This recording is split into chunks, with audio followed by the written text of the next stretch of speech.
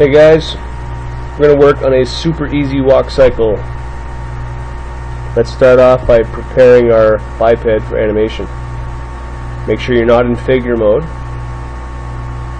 I'm going to set a sliding key on the feet, and I'm going to lock down the biped values so they actually get recorded. Checking my timeline, see how long my animation is. 40 keys is okay for this type.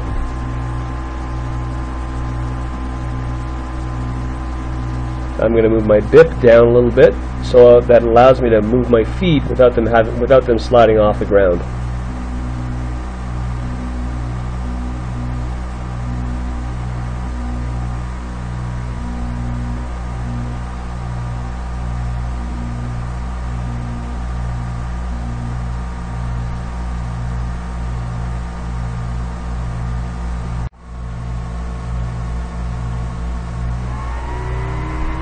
Okay, so let's move this arm forward a bit.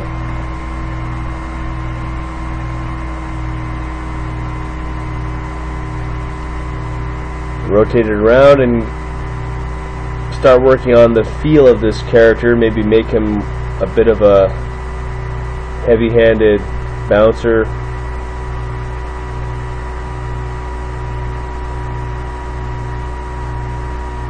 Arms in front, maybe a little bit more than in the back. I'm going to do a quick copy paste to the other side. Make sure you've got a collection made for copy pasting.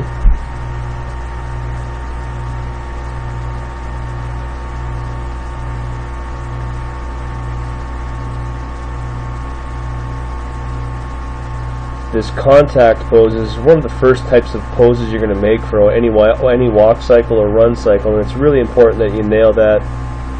Really dictates the feel of the rest of that walk or run cycle.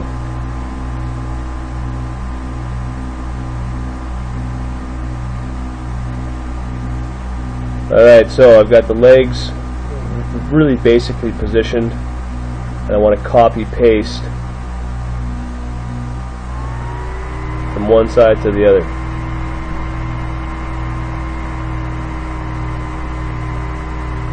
Done. Animation's over. Thanks for watching. No, I'm just kidding. So I'm setting sliding key on the feet. Now they're sliding across the ground. Great. It's kind of the first step that we need. Just get things moving along here. So I want to get some bip height differences in here. So we need to get a little bit of weight moving. So I'm going to drop the weight on the recoil and then raise it up on the high point. Okay, and you can see how there's a little bit of height difference between 14 and 20. That's great. I'm going to copy these keyframes over to the other side, so he steps at the same height on both legs.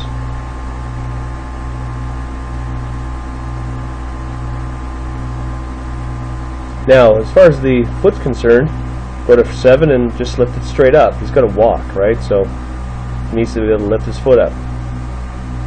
You can see I use the free key in order to rotate that foot around. I'm going to do it again here. Instead of rotating it on sliding key, I'm going to rotate it on free key. It's a bit easier. And when I like what I've got, I'm going to put it back to a sliding key.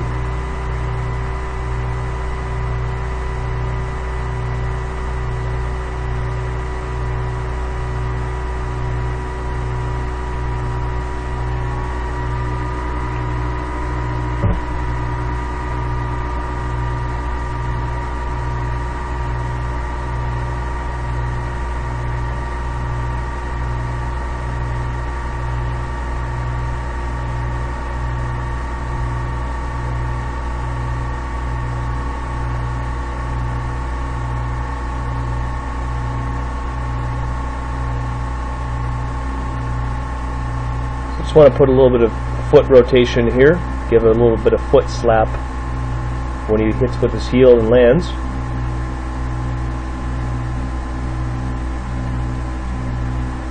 Alright, let's look at it from the side view and see if there's any dipping below the surface. And then we'll try and clean that up in the curve editor.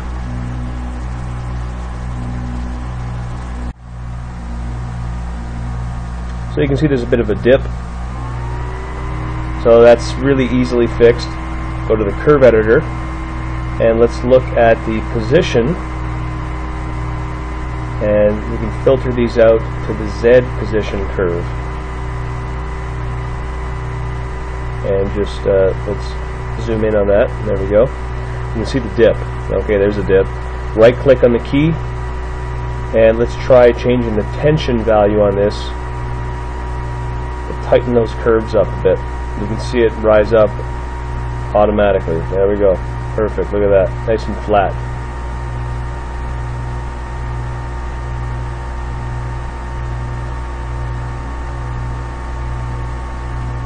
So there's no dipping below the ground.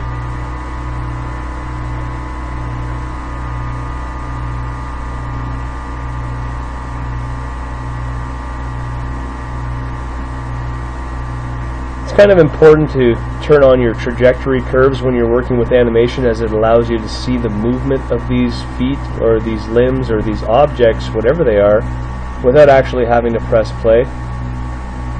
It's just a really good thing, or a good way to work. So I recommend it as much as you can. Use those trajectories.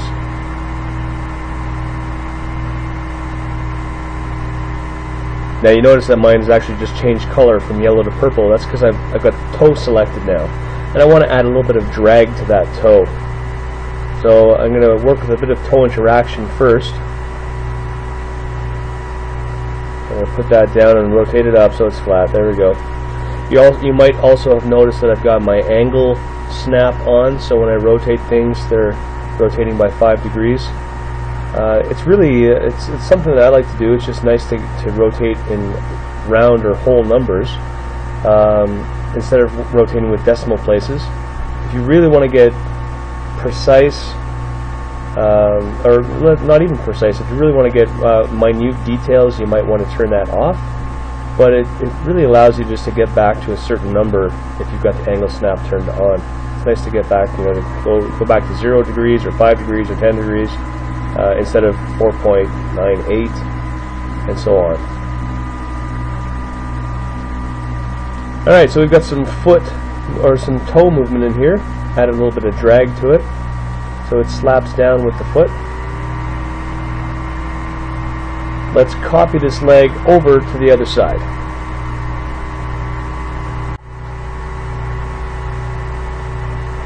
So when we want to copy paste opposite, we have to make sure that we offset by the number of keyframes that our other stride is. So both strides are 20 keyframes in length. So if I select a keyframe at 14, add 20 to it and paste it at that point. So 34, paste it. Paste opposite, of course, because you're going on the other side. 18 would go to 38.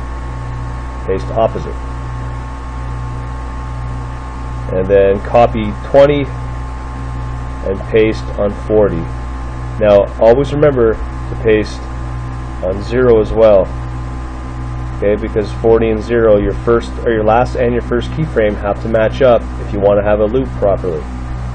There you go. Now we've got our other side working. A lot better to animate one side of the body and be able to copy it over. It's much faster, it's much more efficient. It allows you to animate more things instead of just animating a lot on one character. You could now animate more characters because you have more time. Now if you're looking for an asymmetrical walk, that's a different story. If you're working with symmetry, great. So let's work with some weight shifting. On the recoil, I'm going to drop down for some weight, and on the other side, I'm going to drop down with, or I'm going to drop over or move over with some weight, I should say, not drop down. So when we look at the trajectory in here, it looks like a little butterfly. That's a good sign. Okay, because it means that we've got a lot of weight going down at one point and not as much on the way up, and then it shifts over to the other side. Okay, it's not perfect up on top, but we can always change that if it looks really off. I'm not too worried about it for this little example, so I can always change it, not a big deal. I would go in and use TCB controllers, change that up. Just a point of note, everything I'm working with is quaternion, so I'm not using any of the Euler curves. I haven't changed them over, so everything is quaternion. You can use the Euler curves if you know it's a little bit different workflow. Won't be going through that this one. So I'm adding some hip rotation, or some pelvis rotation. So I'm rotating the right side of the leg forward because the right hip forward because the right leg is forward.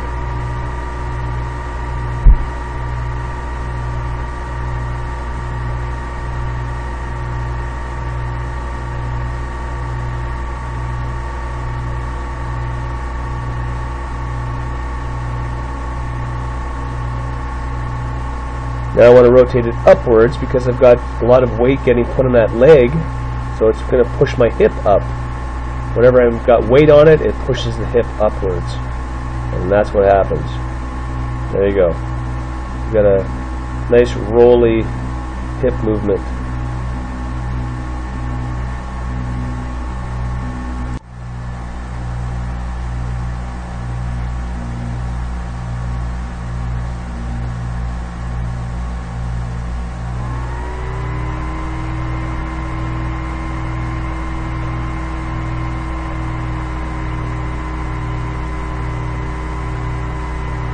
I'm going to fix my bip height because my blue leg straightens out a little too much. I'm just going to drop this down a little bit.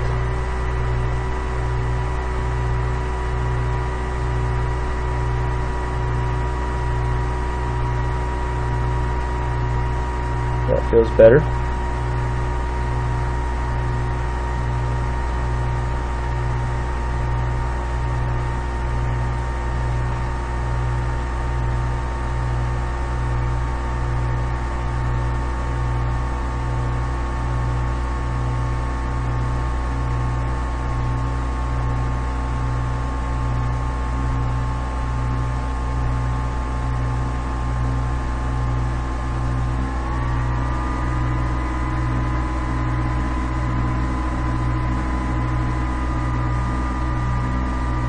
Alright, so let's pretend the legs are done. I want to add some spine movement in here.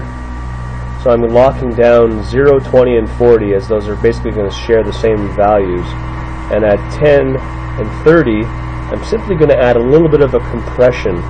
So when he drops and hits the floor, his spine compresses a bit. It helps add to the weight of the character as well. So, because his hips are rotating, I want to counter-rotate with the shoulders. If you're rotating left on the hips, rotate right on the shoulders.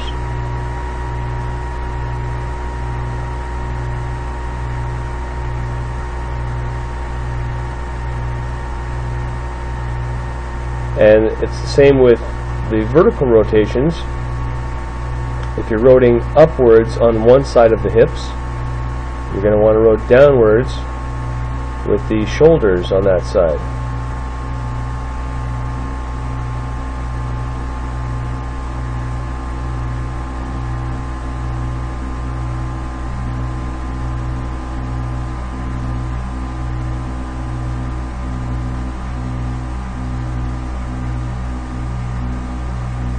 This guy's walking like he's been to the gym a few times. Okay, so this is where we are here. So I'm going to crunch down on the one side. The right hip is up. I'm going to move the shoulders down. The left hip is up. I'll move the shoulders down on that side.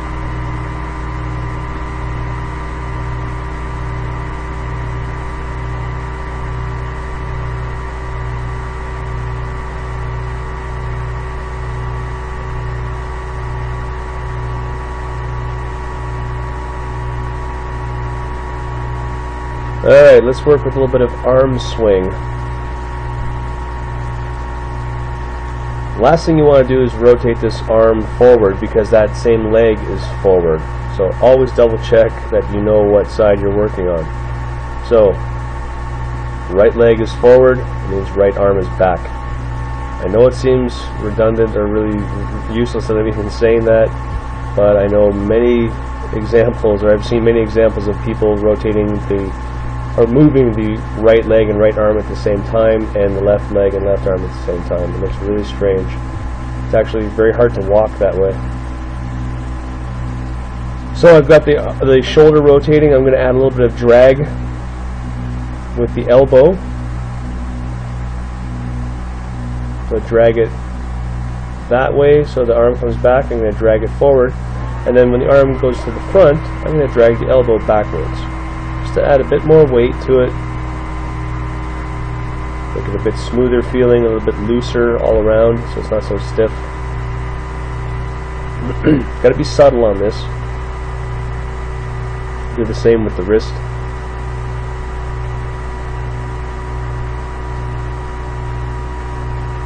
So when the arm is coming back, I'm going to drag the hand behind a little bit. I probably could have added another key in there on 5 and 25, but I'm not too worried about it for this. And there you go. It feels a little bit looser.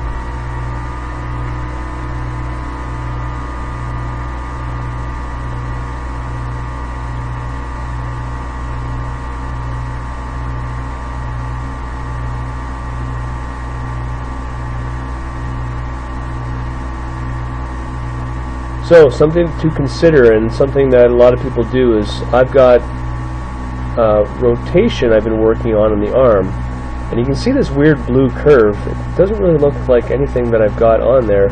That's because it's showing me the position curve, because that's what I have turned on in the curve editor. So make sure that you have the rotation turned on if you know you're going to be working with rotation curves. There we go. So we can see our rotation. This is exactly what I had. Now it's not looping very well, so let's right click on that key and change the ease from value to 25. It's going to give us a nice value to work with. So right click again, change the ease to 25, and there you go. We've looped that curve really easily. My elbow looks fine. It's going to loop okay on that one. And then the wrist, it's on the Y curve, and that's also going to loop okay. Not great, but it's going to loop fine for this.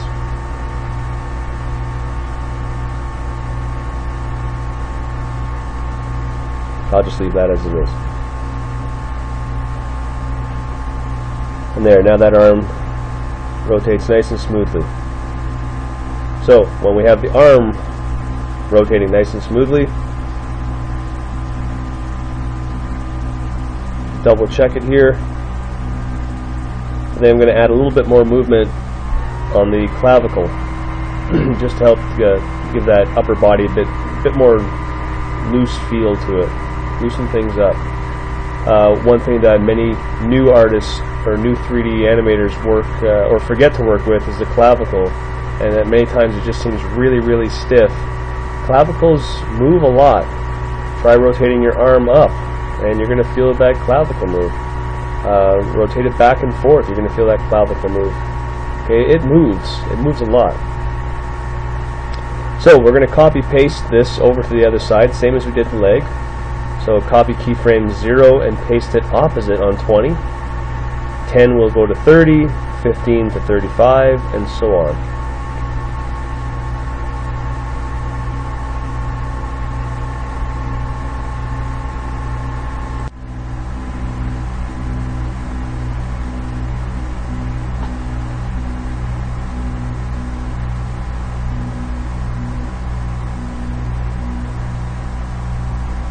So I'm just about done all the copy pasting.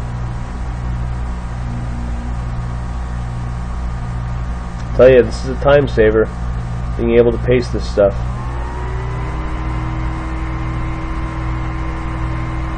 There we go, we've got the other arm pasted over. It's starting to look like a walk cycle at this point. A couple of issues still, there's still some curves that need to be cleaned up. I'm going to double check the curves on the blue arm. There's just something that doesn't feel quite right about it, even though we copied it over from the green arm. So you always have to double check the curves, even though you're just copy pasting. So let's double check the rotation here.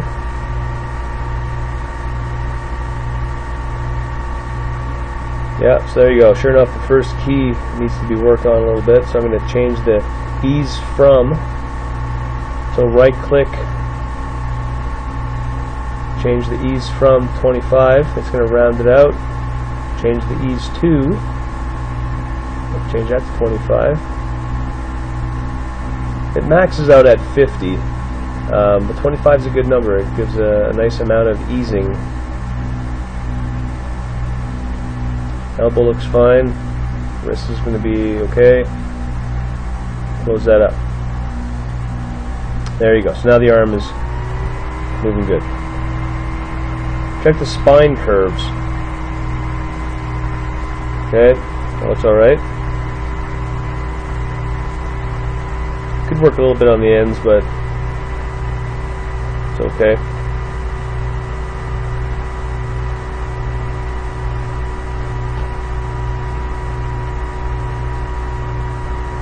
So let's look at the Z curve. You can see automatically there's some problems with this, so I'll quickly change those, make it loop properly.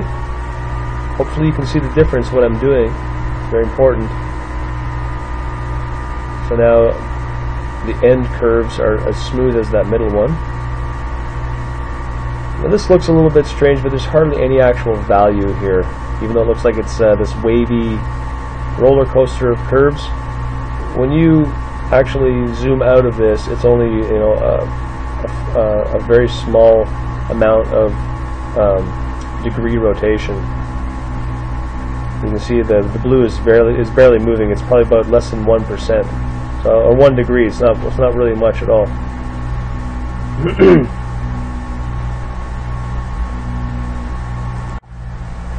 Okay, so I'm changing up this value, but notice that I changed it. The other value changed as well, so you can't always just change it and hope that everything works. So sometimes you have to do it manually.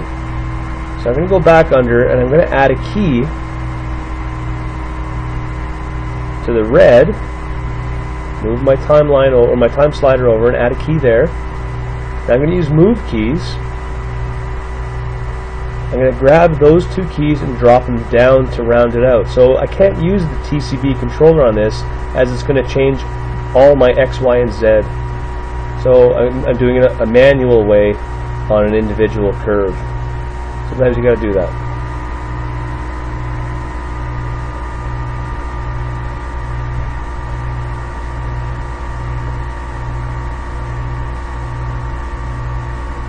Okay, so this curve can be changed up a little bit. The TCB controllers and the ease to, ease from, they don't always work exactly the way you want them to. Sometimes you might have to just fudge around with it a little bit to get a better result. As long as it gets the curve to the way you want it to look, that's really all that matters. Okay, just play around with it, see what's going to work for you. When it looks okay, close her down, there you go. That looks okay to me.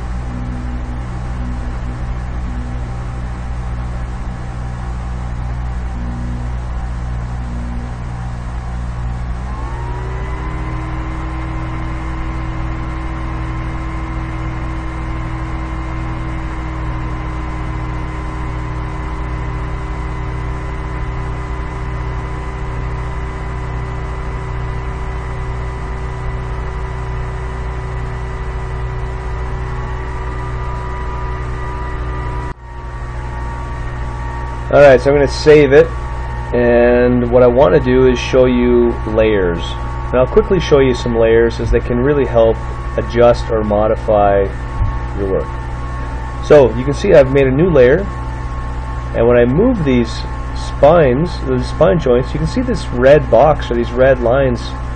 That's my original animation. So it's just a reference point to show me my original animation. And I can turn this on and off to really allow you to see that it is the actual animation. So watch when I turn active off, my animation snaps back to that point. Okay, so it's just more of a reference point telling you that, hey, look, this is where you were before you put the key in, and if I delete that key, it goes back to that. What if I rotate the other way now? I select both spine joints and I rotate backwards and I press play. Okay, now he's got a different walk. A little bit off balance. Looks like he's a little bit far back. But anyway, we're just playing around with this, just to kind of show you what layers can do for you in a really quick fashion.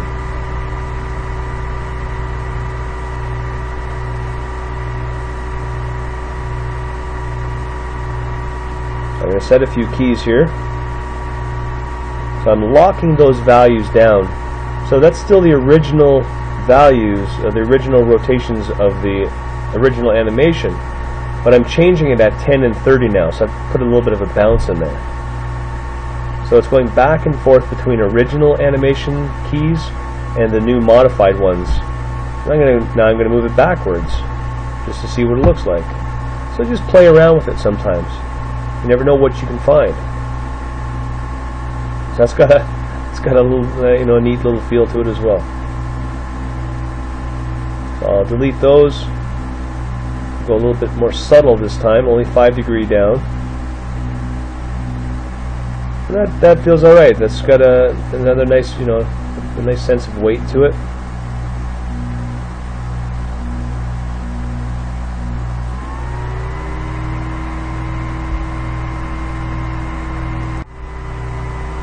When I'm done with those layers, I simply collapse them and it bakes it all right back into my animation.